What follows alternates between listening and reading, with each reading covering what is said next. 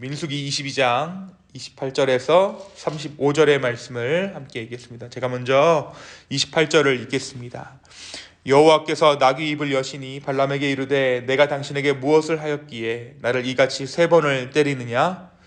발람이 나귀에게 말하되 너가 나를 거역하였기 때문이니 내 손에 칼이 있었다면 곧 너를 죽였으리라.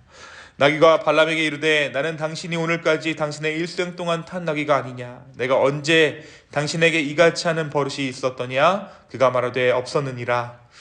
그때 여호와께서 발람의 눈에 밝히심에 여호와가 사자가 손에 칼을 빼들고 길에 선 것을 그가 보고 머리를 숙이고 엎드리니 여호와의 사자가 그에게 이르되 너는 어찌하여 내 나귀를 이같이 3번 때렸느냐? 보라, 내 앞에서 너의 길이 사악함으로 내가 너를 막으려고 나왔더니 나귀가 나를 보고 이같이 3번을 돌이켜 내 앞에서 피하였느니라. 나귀가 만일 돌이켜 나를 피하지 아니하였다면 내가 벌써 너를 죽이고 나귀는 살렸으리라. 발람이 여호와의 사자에게 말하되 내가 범죄하였나이다. 당신이 나를 막으려고 길에 서신 줄을 내가 알지 못하였나이다. 당신이 이를 기뻐하지 아니하시면 나는 돌아가겠나이다. 여호와의 사자가 발람에게 이르되 그 사람들과 함께 가라. 내가 내게 이르는 말만 말할지니라. 발람이 발락의 고관들과 함께 가니라. 아멘. 우리가 어제 22장 전반부의 말씀을 통해서 모압의 고관들을 따라가는 발람의 이야기를 함께 나누었습니다.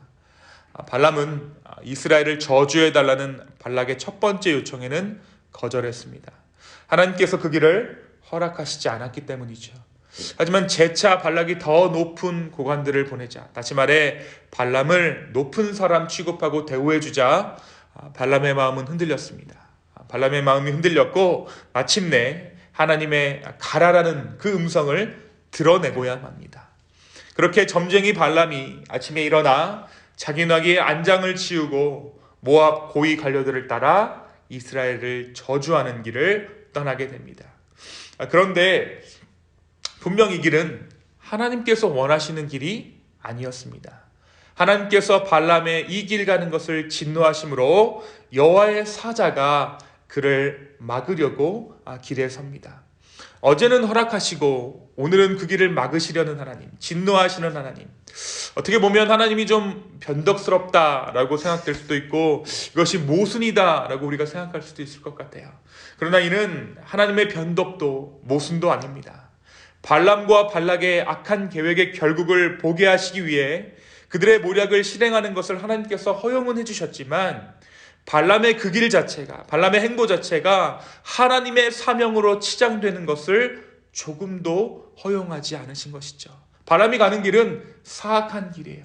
그가 비록 하나님의 말씀을 전하지만 그것은 결코 하나님의 사명으로 포장될 수 없는 길이라는 것입니다. 발람의 길은 본질상 한 걸음도 용납할 수 없는 사악한 발걸음에 불과하다는 것을 오늘 우리가 이 말씀을 통해 알 수 있는 것이죠. 하나님의 사자가 발람을 막아섰을 때 발람은 자기 나귀를 타며 가고 있었습니다. 한편 말씀은 그의 2 종이 그와 함께 있었다라고 기록하고 있어요. 이 모든 사건을 그들이 목격했다라는 것이죠. 그리고 여호와의 사자가 포도원 담 사이 좁은 길에 서 있었습니다. 그런데 나귀가 무언가를 봅니다. 바로 여호와의 사자가 칼을 빼어 손에 들고 길에 선 것을 본 것이죠. 놀란 나귀가 길에서 벗어나 밭으로 들어가고 맙니다. 발람은 자기 통제를 벗어난 나귀를 길로 돌이키려고 이 나귀를 채찍질합니다. 그러다 나귀가 여호와의 사자를 보고 몸을 담에 대고 발람의 발을 그 담에 짓누릅니다. 그 발을 짓누르면서 그 길이 갈 길이 아니라는 것을 나귀가 끝까지 보인 것이죠. 발람이 다시 채찍질을 해요.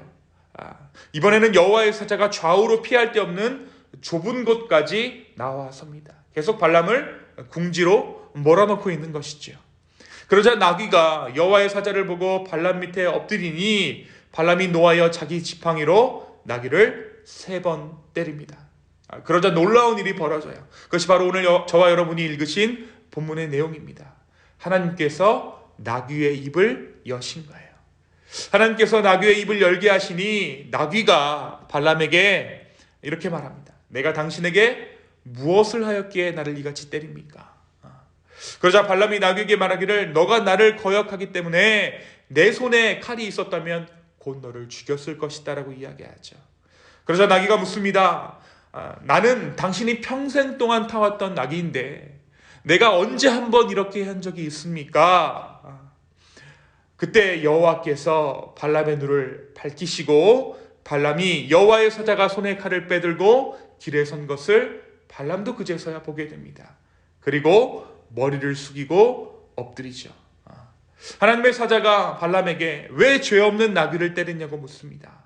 오히려 나귀가 하나님의 뜻대로 행하지 않는 발람을 살리기 위해 자신을 희생했는데 왜 그를 때리냐는 뜻이었습니다. 결국 발람이 하나님의 사자 앞에 엎드려서 무엇을 이야기하냐면 내가 돌아가겠습니다라고 이야기해요. 내가 그 갈 길을 돌이켜서 이제 나는 다시 내 땅으로 돌아가겠습니다. 그러자 하나님의 사자가 무엇이라고 이야기합니까? 35절에 여호와의 사자가 발람에게 이르되 그 사람들과 함께 가라. 내가 너에게 이르는 말만 말할지니라. 발람이 발락의 고관들과 함께 가니라.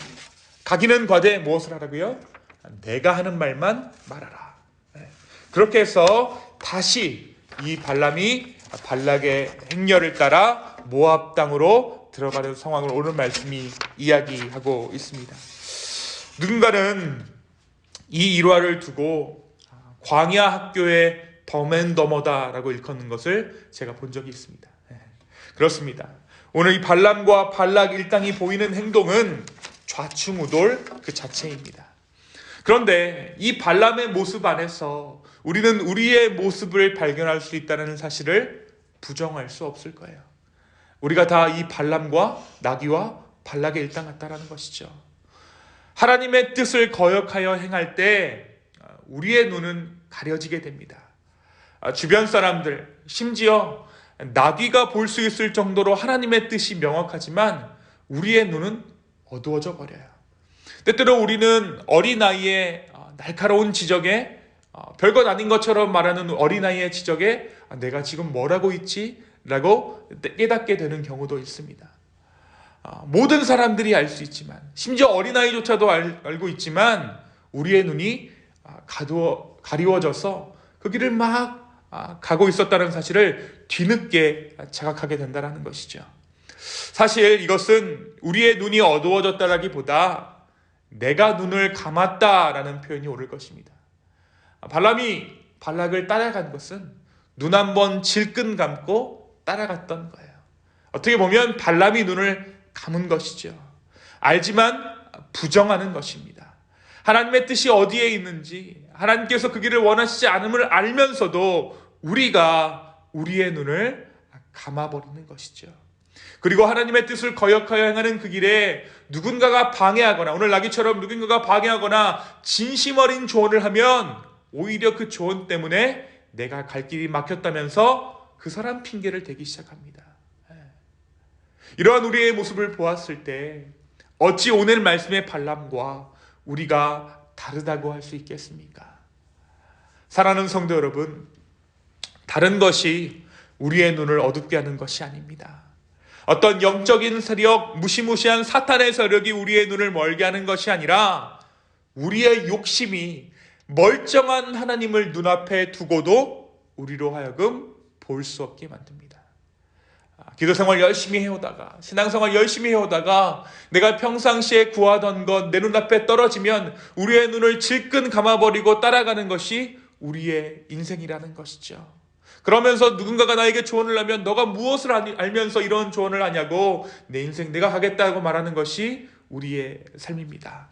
그러나 오늘 이 아침 주님께서 우리를 이곳 가운데 부르신 것은 끝까지 주님께서 우리 인생을 책임지고자 하심임을 믿습니다.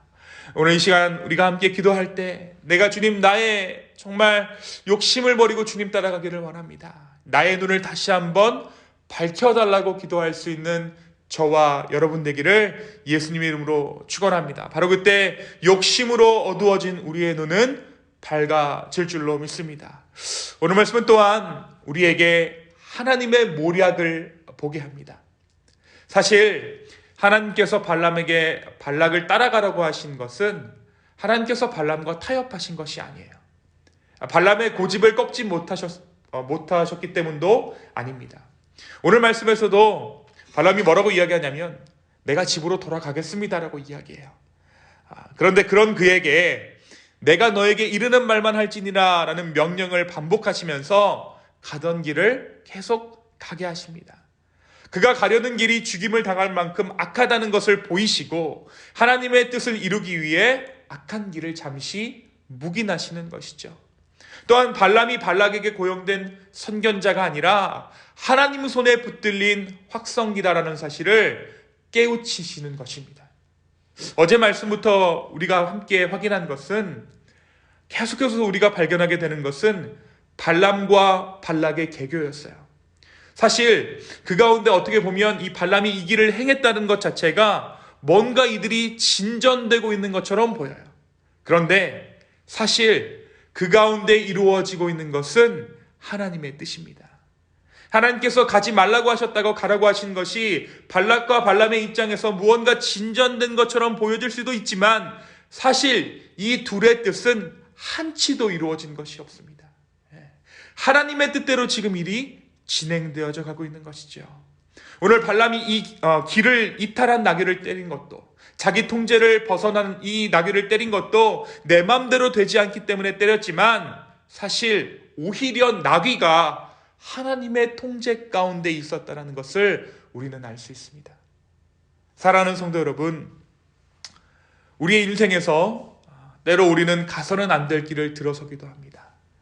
그때에도 내 뜻이 이루어지는 것이 아니라 내 실수와 내 잘못된 선택을 통해 하나님의 뜻이 이루어질 줄로 믿습니다.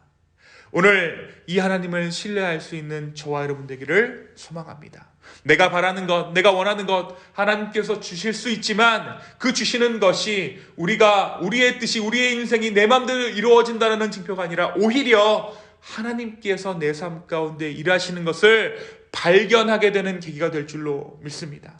오늘 이 아침에 이 하나님을 신뢰할 수 있는 저와 여러분 되기를 소망합니다. 그분은 신실하셔서 우리의 죄악된 삶에도 불구하고 온전한 하나님의 뜻을 우리의 인생 가운데 이루어 가실 것입니다.